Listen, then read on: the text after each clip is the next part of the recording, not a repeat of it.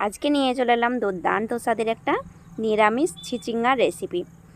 মাছ মাংসের সঙ্গে সঙ্গে সবজি খাওয়াটা আমাদের খুবই প্রয়োজন।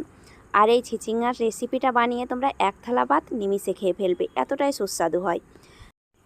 এখানে আমি টাটকা চিচিঙ্গাগুলো নিয়েছি, আর এই চিচিঙ্গাগুলোকে খোসা ছাড়িয়ে নেব। বন্ধুরা, জল দিয়ে ভালোভাবে পরিষ্কার করে নিয়েছি। এবার খোসাটাকে উঠিয়ে নিচ্ছি। চাকু দিয়ে এইভাবে ঘষে ঘষে খোসাটাকে উঠিয়ে নেবে। আর এই চিচিঙ্গাগুলো কেনার সময় তোমরা অবশ্যই একটু কচি ধরনের নেবে, তাহলে রান্নাটা বেশি ভালো হবে। সমস্ত খোসাকে এইভাবে আমি উঠিয়ে নিচ্ছি। এইভাবে আমি সমস্ত চিচিঙ্গার খোসাটাকে উঠিয়ে নেব। অনেকেই এই চিচিঙ্গাটা পছন্দ করো না, কিন্তু এইভাবে রান্না করলে আঙুল চেটে খেয়ে নেবে, এতটাই ভালো লাগে খেতে। আর তোমরা নিরামিষ দিনে এই রান্নাটা করে একদিন দেখতে পারো। বাড়িতে যেদিন মাছ মাংস থাকবে না, সেই দিন তোমরা নিরামিষ দিনে এই রান্নাটা করে নিতে পারবে। আর খেতে হয় দুর্দান্ত স্বাদের। একদিন খেলে ভোলা যায় না, বারবার খেতে ইচ্ছে করবে, এতটাই ভালো লেগেছিল। আর বন্ধুরা দেখো, এইভাবে ছোট কুচি করে আমি কেটে নিচ্ছি পাতলা পাতলা করে। আর যেহেতু অনেকটাই কচি আছে, অল্প সময়ের মধ্যে সেদ্ধ হয়ে যাবে, তবুও আমি পাতলা করে কেটে নিচ্ছি।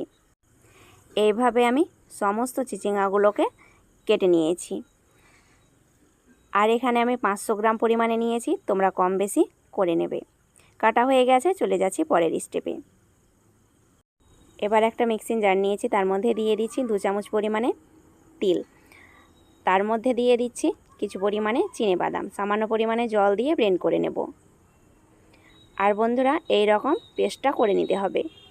কড়াইয়ের মধ্যে দিয়ে দিচ্ছি পরিমাণ মতো সরষের তেল। সরষের তেল দিয়ে অবশ্যই রান্নাটা করবে। সরষের তেল দিয়ে রান্নাটা করলে খেতে হয় বেশি সুস্বাদু। আধা চামচ কালো জিরে, 2টো শুকনো লঙ্কা দিয়ে একটু তেলটাকে নাড়াচাড়া করে নিচ্ছি। আর বন্ধুরা, আঁচটাকে একদম কমিয়ে দিয়েছি। এবার দিয়ে দিচ্ছি কেটে রাখা চিচিঙ্গাগুলোকে।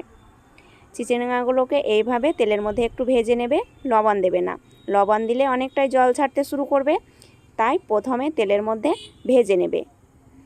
আশা করছি এই ভিডিওটা তোমাদের সকলের পছন্দ হবে। বন্ধুরা, পছন্দ হয়ে থাকলে অবশ্যই একটা লাইক করে যাবে, আর চ্যানেলটাকে সাবস্ক্রাইব করে বন্ধু হয়ে আমার সঙ্গে থাকবে।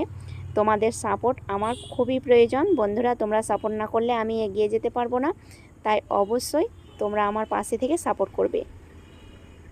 ঢাকা চাপা দিয়েছিলাম 2 মিনিটের মতো, আবারও ঢাকা খুলে নাড়াচাড়া করে নিচ্ছি। আর দেখো, অনেকটাই ভাজা ভাজা হয়ে গেছে। এইভাবে তেলের মধ্যে একটু ভেজে নেওয়ার পরে বাকি মশলাগুলো অ্যাড করে দেবে। বেশ একটুখানি আমি ভেজে নিয়েছি। আর একদম কালার করে ভাজতে হবে না, ওপরে একটু শুকনো ভাব হয়ে যাবে, সেই সময় তোমরা বুঝে নেবে ভাজাটা হয়ে গেছে।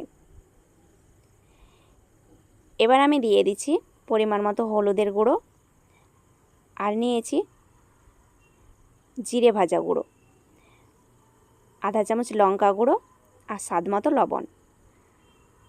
এবার যে পেস্টটা করে রেখেছিলাম তিল আর বাদামের, সেটা দিয়ে দিলাম। বাটির মধ্যে কিছু পরিমাণে জল দিয়ে দিচ্ছি। এবার বেশ একটু নাড়াচাড়া করে কষে নেব। তিল দেওয়ার পরে যত বেশি কষাবে, রান্নার স্বাদটা তত ভালো লাগবে। আর বন্ধুরা, এইভাবে তোমরা চিচিঙ্গাগুলোকে রান্না করে দেখবে, খেতে হয় দারুণ মজার। আবার তোমরা সর্ষে দিয়েও রান্না করতে পারো তিলের পরিবর্তে, কিন্তু তিল দিয়ে স্বাদটা বেশ ভালো লাগে। সর্ষে পছন্দ থাকলে তোমরা সর্ষে দেবে তিলের পরিবর্তে। বেশ একটু নাড়াচাড়া করে নেওয়ার পরে আমি দিয়ে দিচ্ছি আধা চামচ পরিমাণে আদা পেস্ট। আর বন্ধুরা, আদার পেস্টটা তোমরা অবশ্যই অ্যাড করবে। আদাটাকে ভালোভাবে মিশিয়ে নিচ্ছি।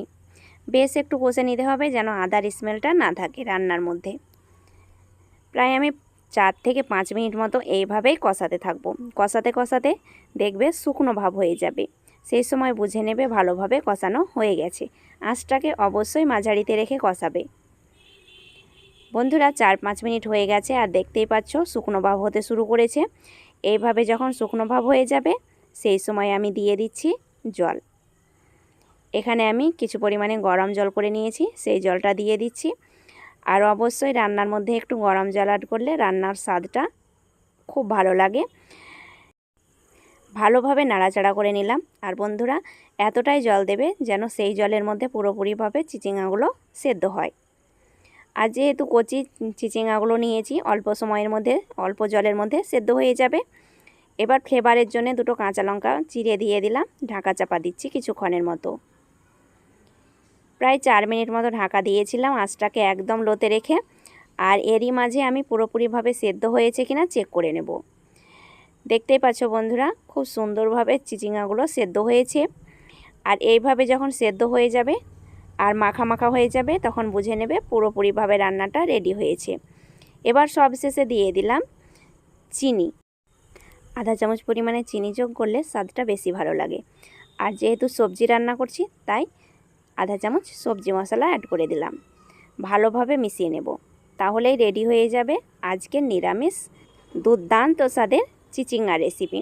বন্ধুরা, এই রেসিপিটা এখনও যেসব বন্ধুরা বানিয়ে খাওনি, অবশ্যই ঝটপট বানিয়ে ফেলো, দেখবে দারুণ লাগবে খেতে। গরম গরম ভাতের সঙ্গে তোমরা খাবে। স্ট্যান্ডিং টাইমে রেখে দেব 4 মিনিট মতো। 4 মিনিট পর তোমাদের কাছে পরিবেশন করে দেখাচ্ছি। আর দেখো বন্ধুরা, কতটা সুন্দর হয়েছে, মাখা মাখা তৈরি হয়েছে। ভাত, রুটি, পরোটা যেটার সঙ্গে খাবে খুব ভালো লাগবে। এই রেসিপিটা অবশ্যই তোমরা একদিন হলেও ট্রাই করবে, দেখবে পুরো পরিবার পছন্দ করবে। আমার পরিবারের সকলে পছন্দ করেছে বা আবার বানানোর জন্য রিকোয়েস্ট করেছে। বন্ধুরা, এইভাবেই তোমরা বানাবে আর পরিবারের সকলের মন জয় করে নেবে। এই রকম সুন্দর সুন্দর রেসিপি পরিবারের মানুষদের খাওয়ালে তোমার জন্য তারা ফিদা হয়ে যাবে। তাহলে আজ এই পর্যন্তই, আবার আসছি নতুন রেসিপি নিয়ে। ধন্যবাদ।